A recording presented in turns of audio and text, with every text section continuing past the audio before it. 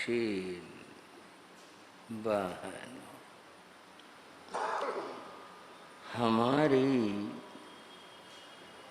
भगवती सूत्र को लेकर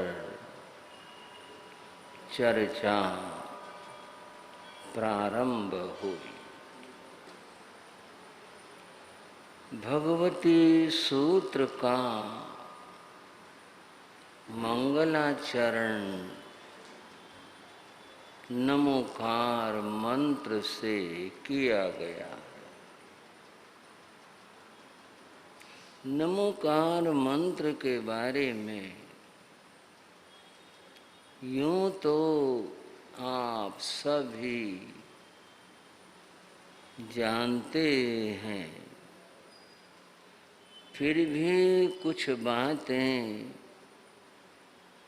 इस महामंत्र के विषय में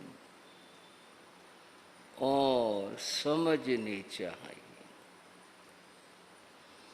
पहली बात यह है कि जैन साधना नमो से शुरू होती है। आप शायद कहेंगे, सोचेंगे, साधना तो महाव्रतों से, अणुव्रतों से, त्याग और पचखान से शुरू होती है। नमो से साधना शुरू होती है, ऐसा तो कहीं देखने पढ़ने में नहीं आया। मैं कुछ बताना चाहूँगा। नमो शब्द का अर्थ है नमस्कार करना। नमो का अर्थ है नमस्कार करना। इसीलिए इस मंत्र को नमस्कार मंत्र भी कहते हैं, नमोकार मंत्र भी कहते हैं।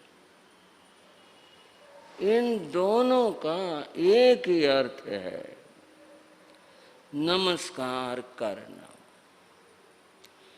तो नमस्कार करना अच्छी बात है, पर साधना शुरू होने के बाद यह कैसे कही?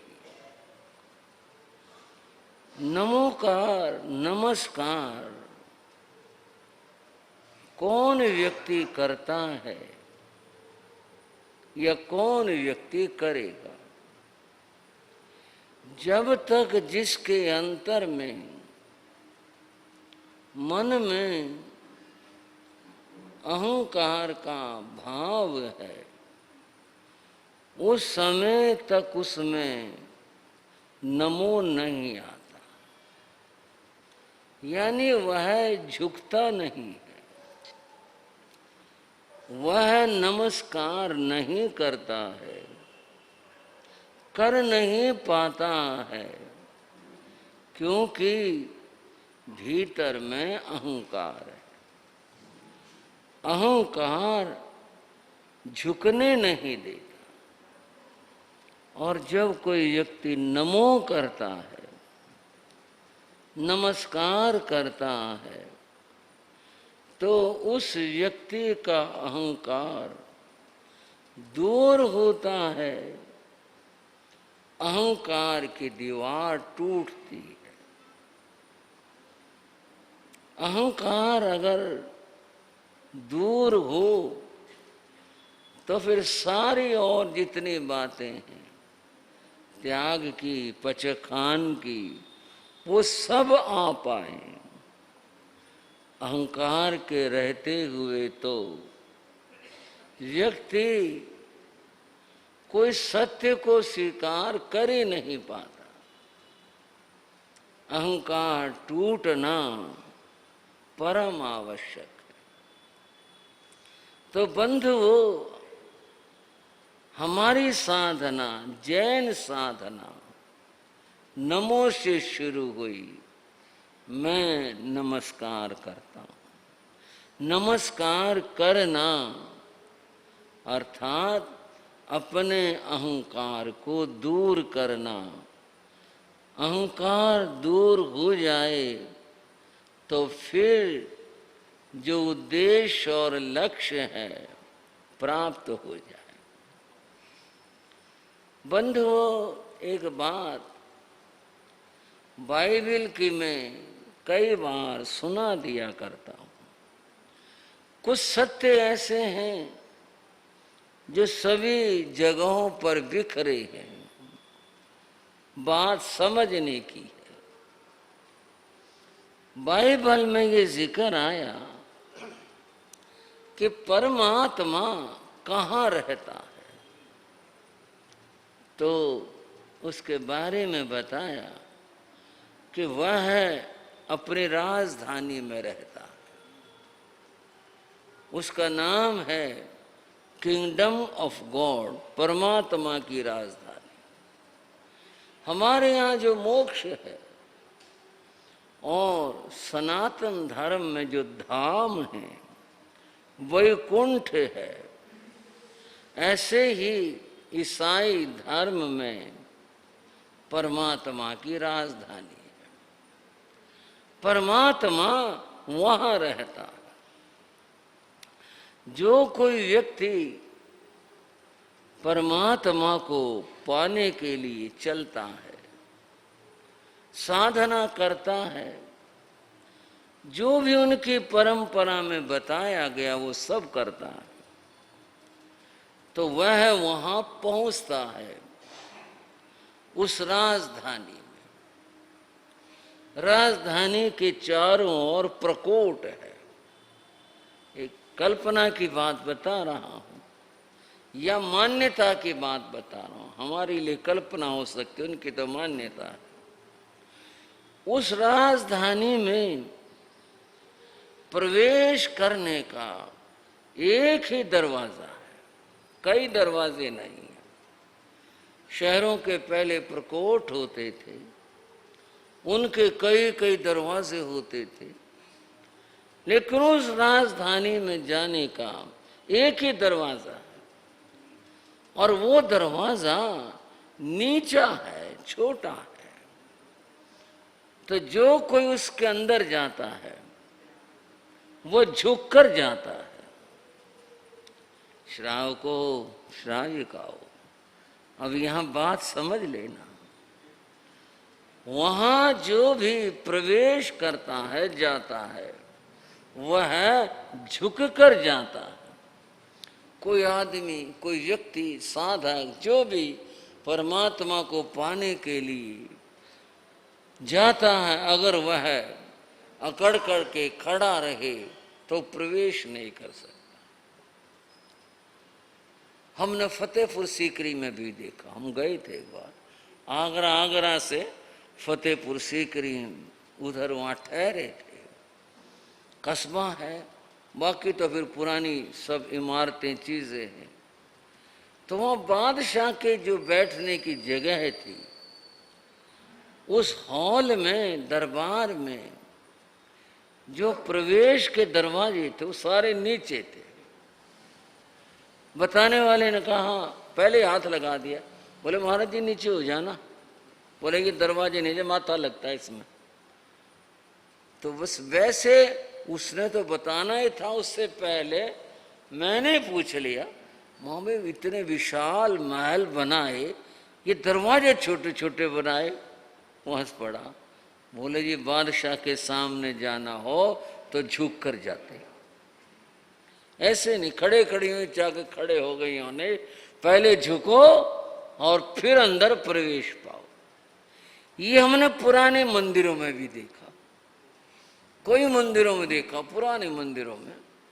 वहाँ जो मूल स्थान जहाँ पर उनका आराध्य या जो भी विराजमान है, उसका दरवाजा भी नीचे। वहाँ जाना हो तो बहुत सारा झुकना पड़ेगा, फिर जाकर के अंदर प्रवेश करो। बात क्या हुई? मामला दरवाजे का नहीं है। चाहे परमात्मा की राजधानी की बात हो और चाहे मंदिर की बात हो, चाहे दरबार की बात हो, क्या जिन्होंने इतने बड़े महल बनाए वो बड़ा दरवाजा नहीं बना सकते थे? बात करें परमात्मा की राजधानी की, क्या वो बड़ा, तो वहां तो एक बार सोचने भर की बात है, वहां बड़ा दरवाजा नहीं बन सकता था। अर्थ एक है, परमात्मा को झुक कर पाया जाता है। जरा बोलना एक बार,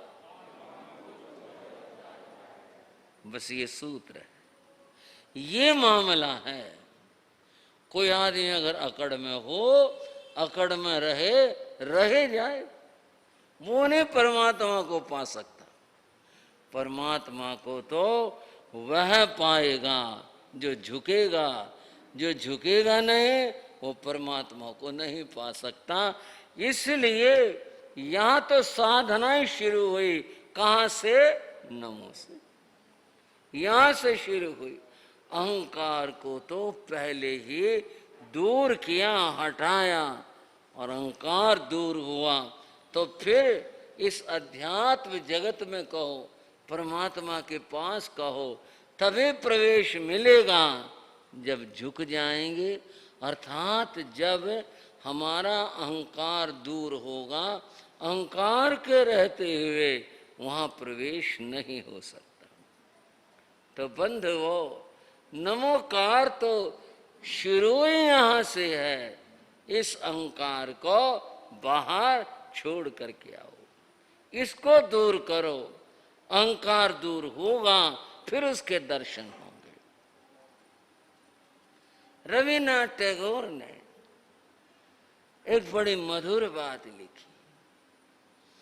रविन्द्रनाथ टैगोर जो विश्व कवि, राष्ट्र कवि, सब कुछ थे, उनकी कविता है, उस कविता का भाव है, हे परमात्मा, उसका भाव बता रहा हूं आपको।